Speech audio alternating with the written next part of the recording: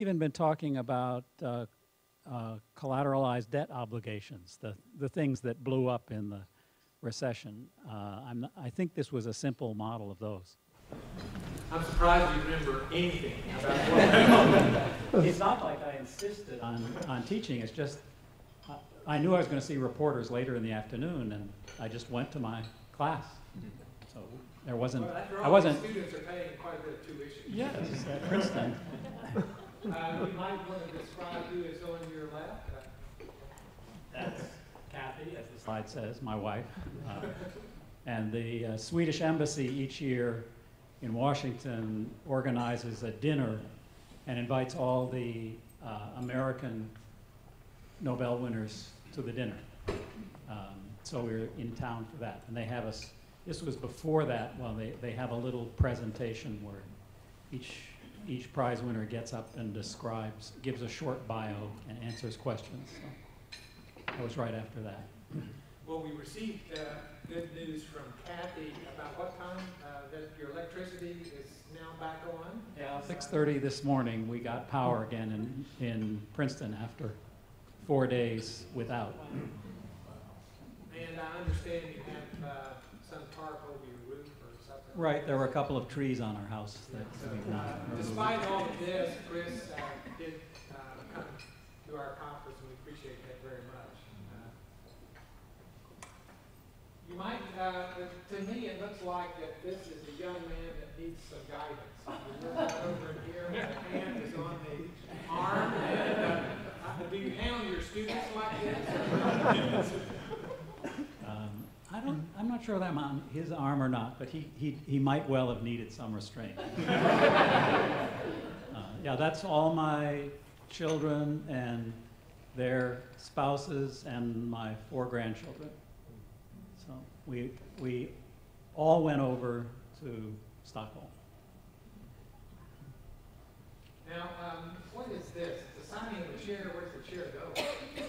They just have a cafeteria in the Nobel Museum, and they started this tradition that each Nobelist signs the bottom of one of the chairs in their cafeteria. So you go and sit in that cafeteria. If you know about it, you get up and look at the bottom of your chair and you find out which scientist you've been sitting on.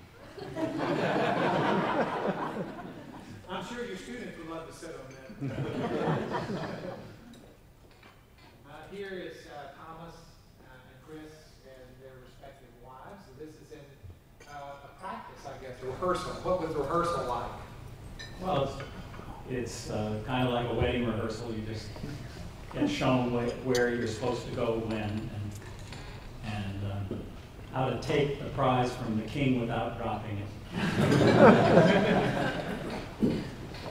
And here is how to take the prize without dropping it, right? That's right. Here's a picture with the king and queen of Sweden. Very nice, what I say here, crown. One wonders what the value of that crown is. Any idea? I mean, you're into asset analysis of assets. I think that a very formal picture. Here are the 2011 Nobel Prize winners.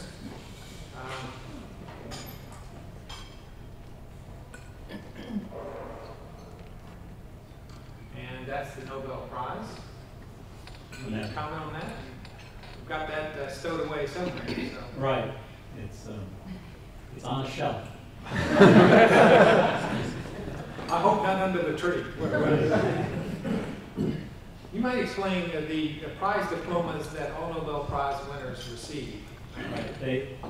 The Swedish government hires artists to do these diplomas. There's both an artist who did the collage on the left and a calligrapher who writes the stuff on the right.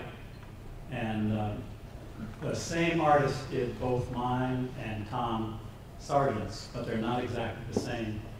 They're similar collages.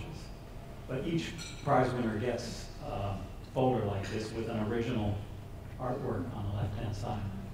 Any symbolism to indicate economics versus physics or anything I like that? think there is probably there, but I don't know.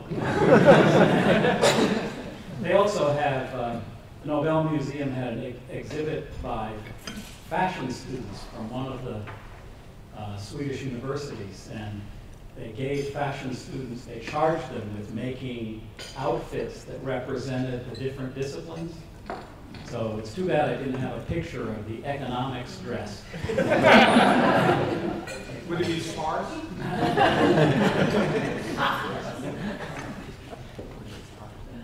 Here, they always ask you to give a lecture, and I think that's the formal title of it. This was given at the Royal Swedish Academy of Sciences.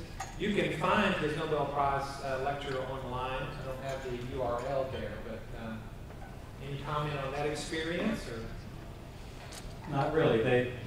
They tell you October 10th that you won the prize, and then they won't. Then you have to deliver this talk December 8th. They actually tried to get me to send them a draft by November 2nd, I think.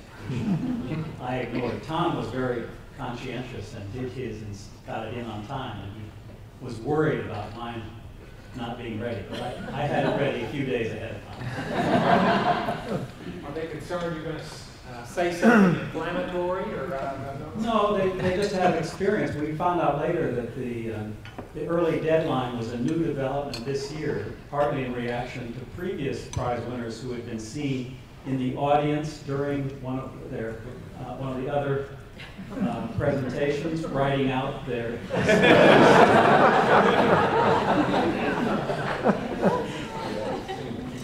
Well, here are some credentials. If you don't mind, I'll take you through some of these. He had his BA degree in mathematics. I've talked with Chris a little bit about this. He might mention what took him from mathematics into economics. I had a senior experience, and I was turned on to the mathematical aspects of economics in a very famous principles textbook by Paul Samuelson. Reading the footnotes, mathematicians love reading those footnotes, and it had the differential calculus in it. I ate it up. So, University Professor of Economics there at Princeton, current president of the American Economic Association, which is a very important position in terms of our profession. Member of National Academy of Sciences, member of the American Academy of Arts and Sciences. He's put in a little work with Dank here. Fellow of the Econometric Society, which is a very, very difficult achievement. Resident Scholar of the Reserve Bank in New York, 2012 and 13. Here's a Reserve Bank again that's very interested in policy. And if you talk with Chris long enough, you'll know that he's theoretical in his orientation, but very practical and concerned about applications and applicability of the research that he does do. Citation there, you can see outstanding empirical research on cost and effect in the macroeconomy. I want to tell a little story, and maybe Chris will comment on this. This is one of the seminal papers. He's written several seminal papers. The title, Macroeconomics and Reality. This is dated 1980. I was sitting here reading another article by Terence Canal, who I knew from graduate school, knew at the University of Chicago when I was there during the summer. And you can see it says existence of moments of K-class estimators, really interested in a very technical topic, thinking, well, I'm going to be teaching graduate econometrics soon, I'd better beef up and be as mathematical as possible. And I said, well, gee, I might as well read the lead article here. And I read the lead article, and that sort of blew away my lecture notes that I had prepared. In fact, I wanted to point out, this is the first page of the article, and I don't know, Chris, if you've noticed who you cite down in here. 2 Nobel Prize winners happen to be cited here. It says, research for this paper was supported by NSF grant so-and-so. Lars Hansen executed the computation. Now, can you imagine Lars Hansen to us is the inventor of generalized method of moments, and who knows, he might be in line for the Nobel one of these days. And then 2 Nobel Prize winners. The paper has benefited from comments by many people, especially Thomas Sargent and Finn Kidlin. I find that quite interesting, both Nobel Prize winners. Finn is associated as a research scholar at the Federal Reserve Bank of Dallas. So really amazing how things come back around. I guess if you're around good company, you tend to do good work. So that to me is very, very interesting. When you read the abstract here, you know that he's sort of turning things upside down. And so I was really not kidding that I had to rewrite my notes. I didn't quite get them rewritten that semester. It took me another semester to get the vector autoregressive notes going. So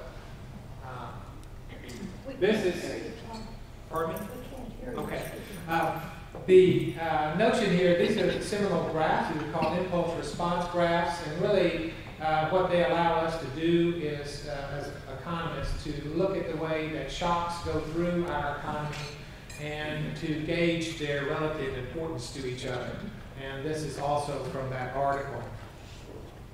This is the book that I was reading at the time. It involves some very strong restrictions which Chris was speaking against. In fact, this is sort of a transfer function approach to macroeconomics, and it does include some what are called very unrealistic restrictions.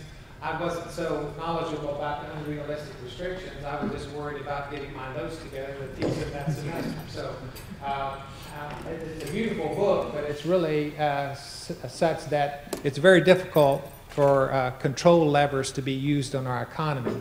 And what Chris came up with was treating all variables symmetrically and then looking at how shocks permeate our economy. Subsequently, I took to heart the notion that one could use error variance decompositions. This is an article that I wrote, I think in 1989. It was on the Texas economy. And essentially, what we were interested in is the changing pie charts for the composition of the Texas economy. So we knew that the oil sector was becoming smaller and smaller over time, but we really didn't know how to prove that, in fact, oil price shocks are having a lesser and lesser effect as we move through time. In other words, our economy is more diversified. So essentially, my co-author and I, Joe Hirschberg, did a vector autoregressive analysis using Cholesky decompositions. And we did show that from an early period in the Texas economy, that the Texas economy was more dependent on oil price shocks. And in the latter 2 or 3 decades, that is no longer the case. So it was a very, very useful